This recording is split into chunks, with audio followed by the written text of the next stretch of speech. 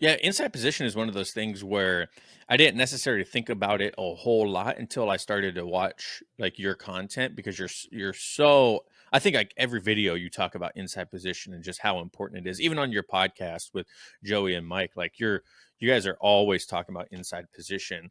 And I think for beginners it might be a hard concept to understand. One, because they have so many variables going on at once.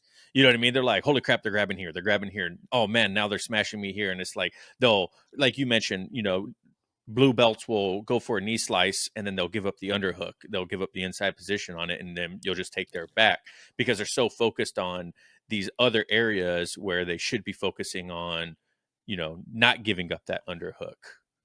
Yeah, exactly. I mean, you can't let people have grips that control you. You never want to be controlled in jiu-jitsu. And how do people control you? Using grips, right? Grips on your inside position.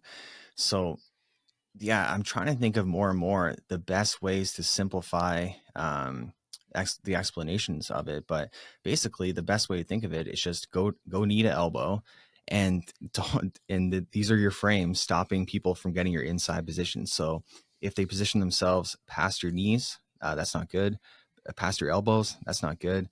On the inside of here, between like your like the pit of your elbow, like all this stuff is bad. So like an arm bar, right? They have their leg underneath your armpit over your face. That's bad, right? Because they have inside position. If you stop them from putting either of those grips there, then then they're not going to be able to armbar you. Well, maybe you can still armbar someone, but it's gonna be yeah, it's gonna be way harder. It's gonna be way harder because those grips both control your posture and just in general, right? Like you're in side control. You could so someone's passing your guard, you could just let someone grip on your head and underneath your armpit with their knee or their body, and that's bad because now they control you. Or you can use frames, keep them in the way, T-Rex arms, and then again you're shutting that door and not letting them get access to your inside position to take grips that control you. And yeah, one big one is like people, they don't pin people's backs to the mat nearly enough. So, and Hmm. and they also don't prevent their back being pinned to the mat nearly enough. And wrestling, people should take way more from wrestling. Wrestlers have it right. The whole, and judo, like the objective is pin someone on their back. And what happens when you pin someone on their back?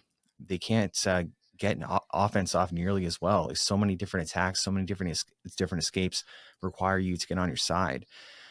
So yeah, that's another great example of like what you need to prioritize, like stay on your side. But like you can break rules if you understand rules. So all the time, like I'll go on my back, no problem, which can like, I don't know.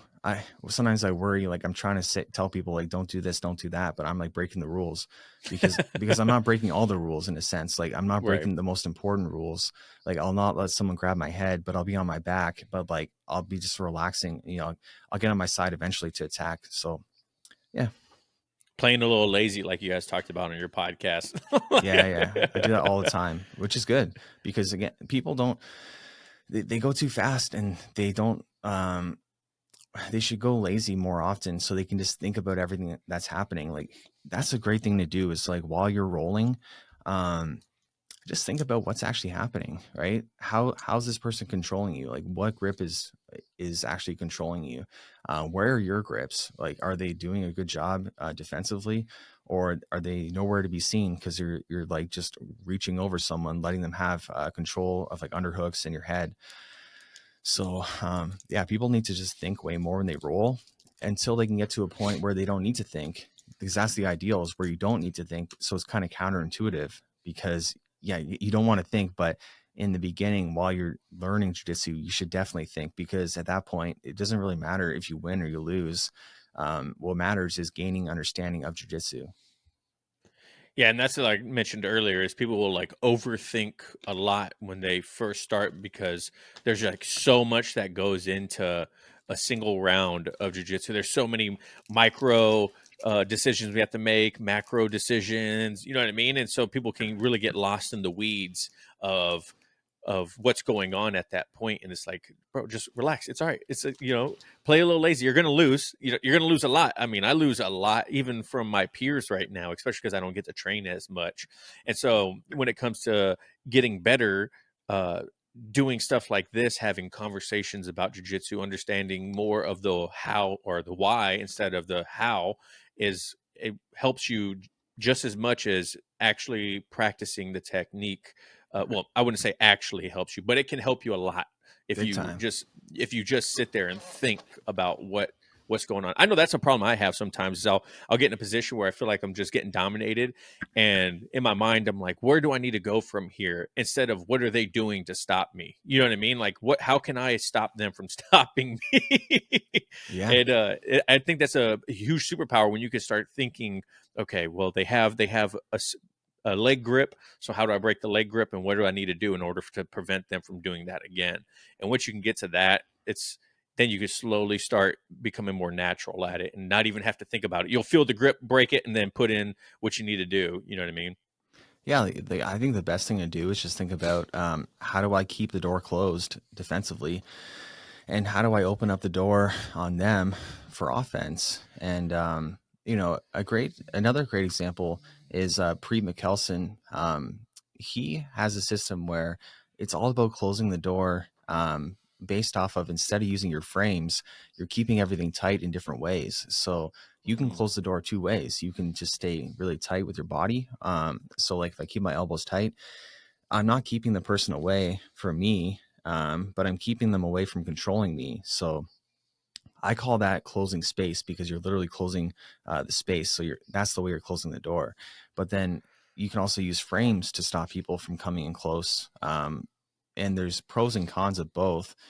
But without going on like a tangent or rant, yeah, I think people don't understand Preet McKelson's system, what it actually is, and why it's helpful, because they just view it as like boring, or like making jujitsu, boring, I guess, and too defensive. But they don't understand that like that's just a way of closing off inside position, based off closing off space, and doing different things, which are very useful things to do. So sometimes I roll lazy, where I just let people kind of do what they want, while I just close the door in different ways, and I figure out like, just like think about it while I'm doing. I'm just like, where am I going to go? They're trying to go here. Okay, I'm going to close off the door here.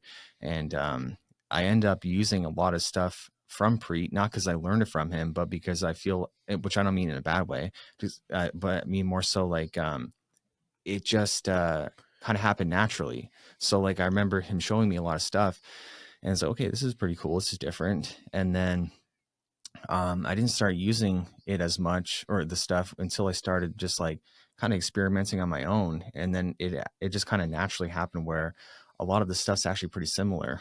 It's the same stuff in reality. You're just finding ways to close the door. So yeah, it's I find it annoying when people like criticize him, because they don't know what they don't know what they're looking at. Yeah. Yeah, I know. I haven't dug too deep into his stuff, but I definitely, from being in the podcast space and being on Reddit, people are like, "Oh, that stuff is so stupid." I remember when I first started rolling with my professor that I have now. Um, I was like super defensive, like trying to keep my head stuck to the mat, elbows in tight, just like making very little movement and just trying to be as defensively sound as possible. And afterwards, we got done rolling, and he's like, yeah, good job. I mean, I couldn't submit you, but I mean, did you do anything? Like, did you learn anything? And I was like, well, no, I didn't do anything. And I mean, I kind of just like laid there and stopped you from doing anything, which to me was a win. I mean, not getting submitted is a win, especially against a good black belt. But I could see what he was talking about. You know what I mean? Like, what did you practice? Like, what did you learn from this role? It's like, well, I learned that my defense is pretty good, but that's probably about it. Like, it was kind of a waste of a role with someone that could really show me something and help me in that role. So being too defensive can also be, you know, hinder you from not progressing as much. Man, yeah, I agree 100%. And this is something we talked about on my podcast too, with the guys. And I said the same thing.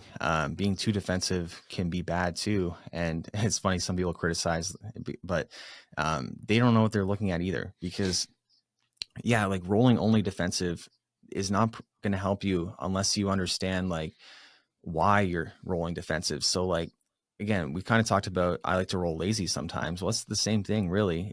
I just was just doing what you're doing, but I understand why I'm doing it because I want to practice these things. I'm not just, my goal isn't like I don't want to get submitted and that like that's my only worry. It's like no, like I'm working on closing off space and closing the door and finding different ways to do it. And that's the objective. And then when I am rolling normal, then if I need to use some of these tools, saying again, a bad spot for a second, well, I can use those tools to make sure it doesn't get worse and then get back to a good spot. So like a great example is just how many people turtle with the door open as they turtle. And it's just so easy to, take their back. Like, but if they were to go to turtle and prioritize keeping that door closed, then they could actually escape, like I mentioned before. So you like building those skills of being rolling defensively can be a good thing if you know what you're actually doing it for and what skills you're working on. And the objective isn't just like I don't want to get submitted. If I don't get submitted, it's a win. It's like no, like you got to use those skills, but then like Mm-hmm. you need offensive skills too. So 100% you shouldn't just be defensive, but use those defensive skills you worked on when you are rolling normal where you actually want to get offense off. Yeah, so to wrap the inside position up, focus on inside position. Don't give people inside position, but don't make it the sole focus to where you don't do anything you don't learn in the role because you're so focused on that inside position. Like you take some risk if you need to, but like you mentioned, roll lazy or give up some stuff, but don't break the core like every rule just to do something. You know what I mean? Like just keep that inside position, but don't make it your sole focus to where you're not going to learn from jiu-jitsu. So